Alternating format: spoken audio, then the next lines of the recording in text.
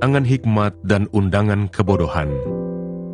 Hikmat telah mendirikan rumahnya, menegakkan ketujuh tiangnya, memotong ternak sembelihannya, mencampur anggurnya, dan menyediakan hidangannya. Pelayan-pelayan perempuan telah disuruhnya berseru-seru di atas tempat-tempat yang tinggi di kota. Siapa yang tak berpengalaman, singgahlah kemari. Dan kepada yang tidak berakal budi, katanya, marilah, makanlah rotiku, dan minumlah anggur yang telah kucampur. Buanglah kebodohan, maka kamu akan hidup, dan ikutilah jalan pengertian. Siapa mendidik seorang pencemooh, mendatangkan cemooh kepada dirinya sendiri. Dan siapa mengecam orang fasik, mendapat celah. Janganlah mengecam seorang pencemooh, supaya engkau jangan dibencinya. Kecamlah orang bijak, maka engkau akan dikasihinya. Berilah orang bijak nasihat, maka ia akan menjadi lebih bijak. Ajarilah orang benar, maka pengetahuannya akan bertambah. Permulaan hikmat adalah takut akan Tuhan, dan mengenal Yang Maha Kudus adalah pengertian. Karena oleh aku umurmu diperpanjang, dan tahun-tahun hidupmu ditambah. Jikalau engkau bijak, kebijakanmu itu bagimu sendiri. Jikalau engkau mencemooh, engkau sendirilah orang yang akan menanggungnya. Dosa dan penderitaan. Pada waktu itu datanglah kepada Yesus beberapa orang, membawa kabar tentang orang-orang Galilea yang darahnya dicampurkan Pilatus dengan darah korban yang mereka persembahkan.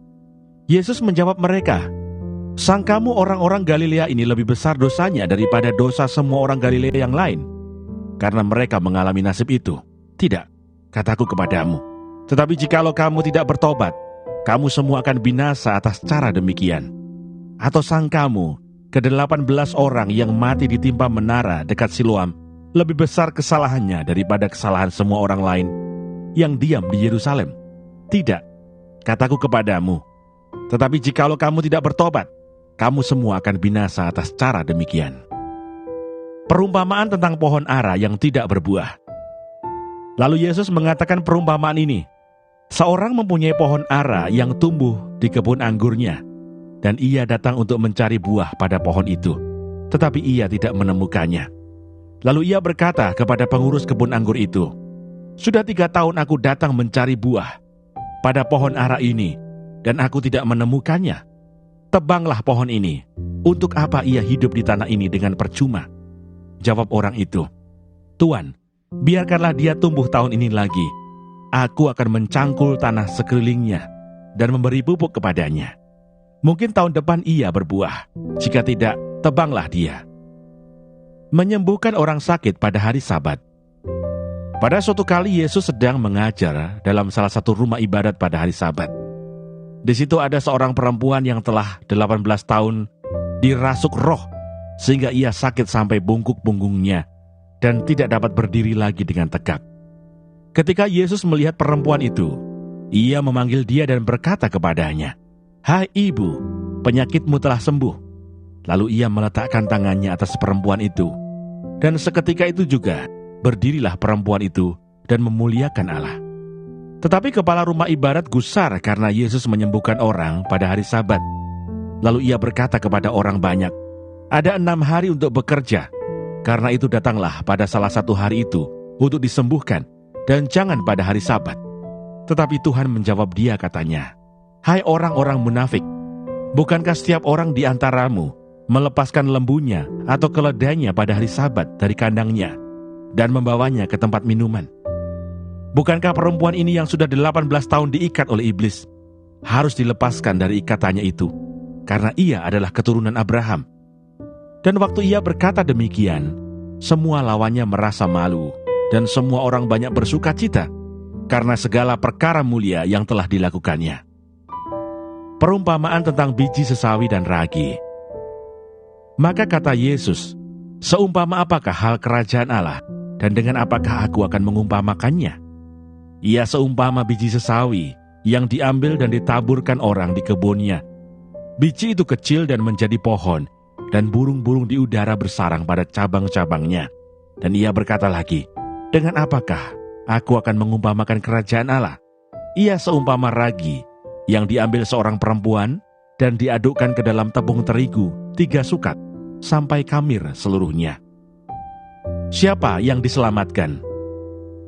Kemudian Yesus berjalan keliling dari kota ke kota dan dari desa ke desa sambil mengajar dan meneruskan perjalanannya ke Yerusalem. Dan ada seorang yang berkata kepadanya, "Tuhan, sedikit sajakah orang yang diselamatkan?" Jawab Yesus kepada orang-orang di situ, "Berjuanglah untuk masuk melalui pintu yang sesak itu.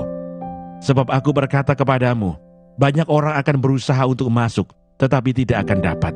Jika tuan rumah telah bangkit dan telah menutup pintu, kamu akan berdiri di luar dan mengetok-ngetok pintu sambil berkata, 'Tuan, bukakanlah kami pintu.'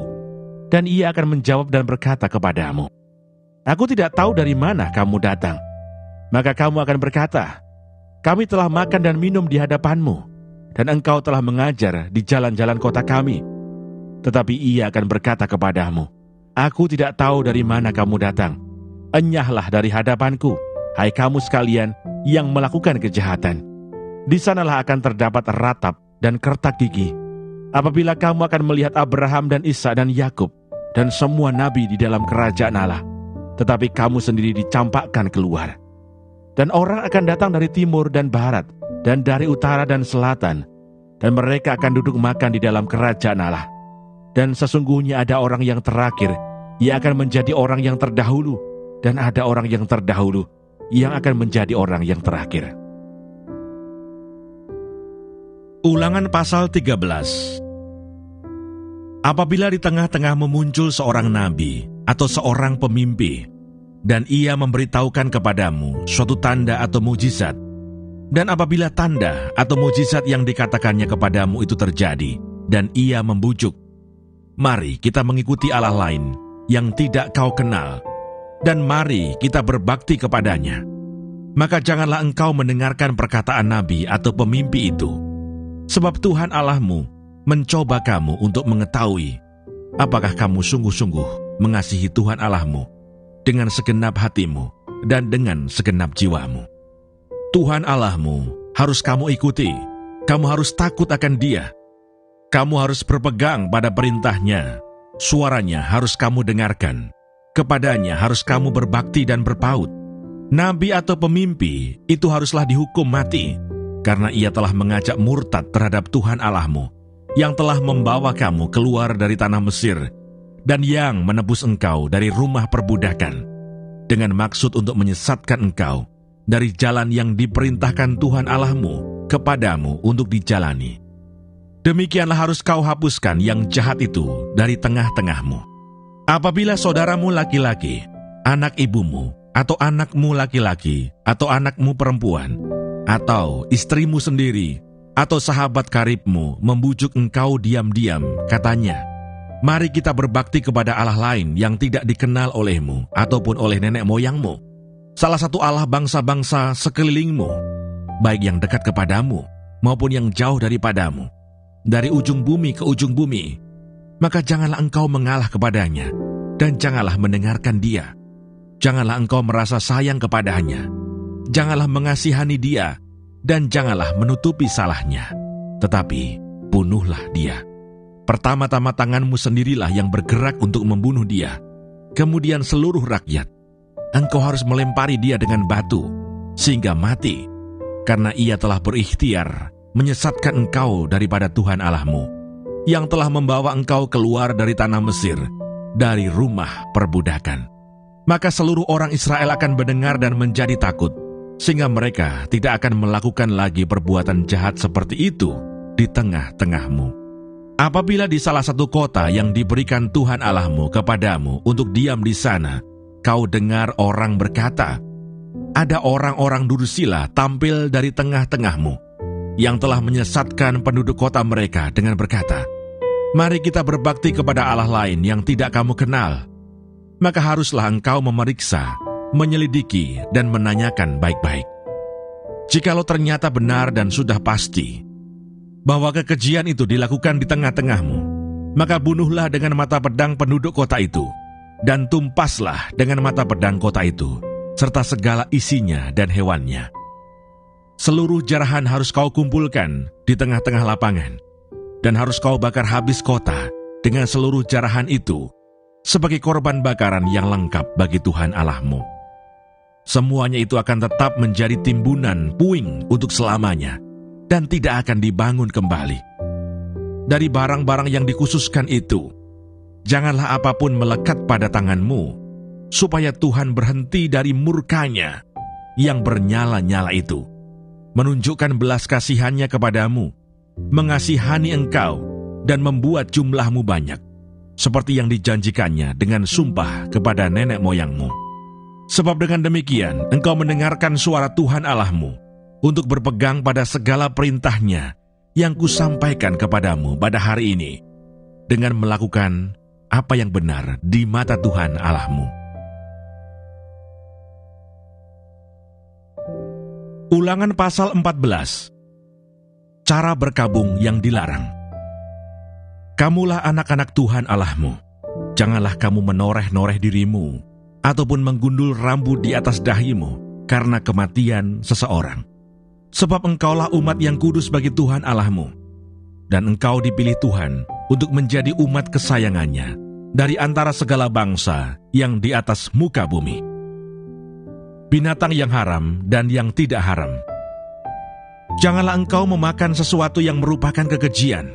Inilah binatang-binatang berkaki 4 yang boleh kamu makan: lembu, domba dan kambing, rusa, kijang, rusa dandi, kambing hutan, kijang gunung, lembu hutan dan domba hutan. Setiap binatang berkaki 4 yang berkuku belah, yaitu yang kukunya bersela panjang menjadi 2, dan yang memamah biak di antara binatang-binatang berkaki 4, itu boleh kamu makan.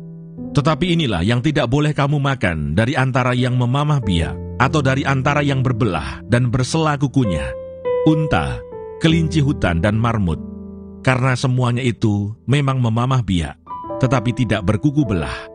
Haram semuanya itu bagimu. Juga babi hutan, karena memang berkuku belah, tetapi tidak memamah biak. Haram itu bagimu.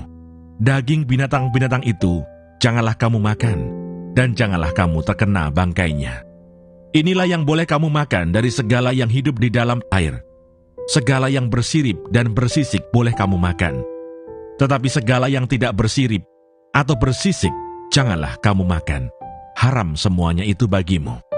Setiap burung yang tidak haram boleh kamu makan, tetapi yang berikut janganlah kamu makan: burung rajawali, ering janggut, dan elang laut, elang merah, elang hitam, dan burung dendang menurut jenisnya.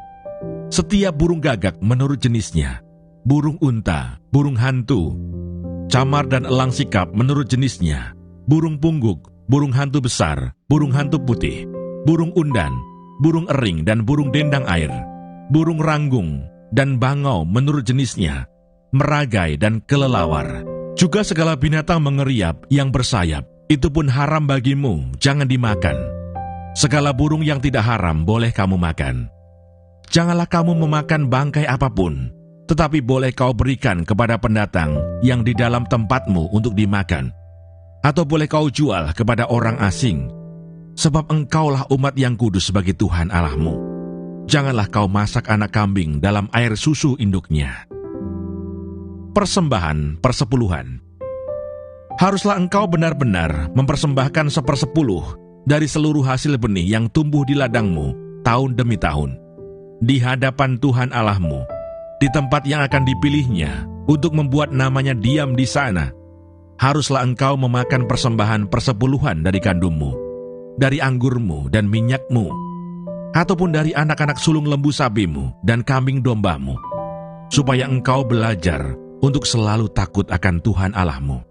Apabila dalam hal engkau diberkati Tuhan Allahmu, jalan itu terlalu jauh bagimu, sehingga engkau tidak dapat mengangkutnya, karena tempat yang akan dipilih Tuhan untuk menegakkan namanya di sana terlalu jauh dari tempatmu, maka haruslah engkau menguangkannya dan membawa uang itu dalam bungkusan dan pergi ke tempat yang akan dipilih Tuhan Allahmu.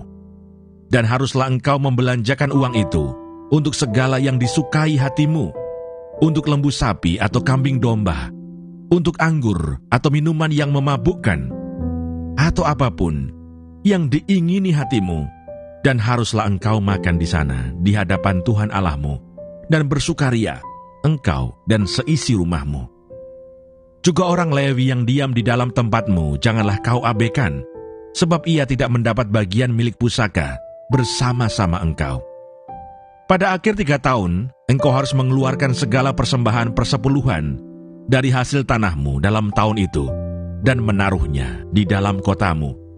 Maka orang Lewi, karena ia tidak mendapat bagian milik pusaka bersama-sama engkau, dan orang asing, anak yatim dan janda yang di dalam tempatmu, akan datang makan dan menjadi kenyang, supaya Tuhan Allahmu memberkati engkau di dalam segala usaha yang dikerjakan tanganmu.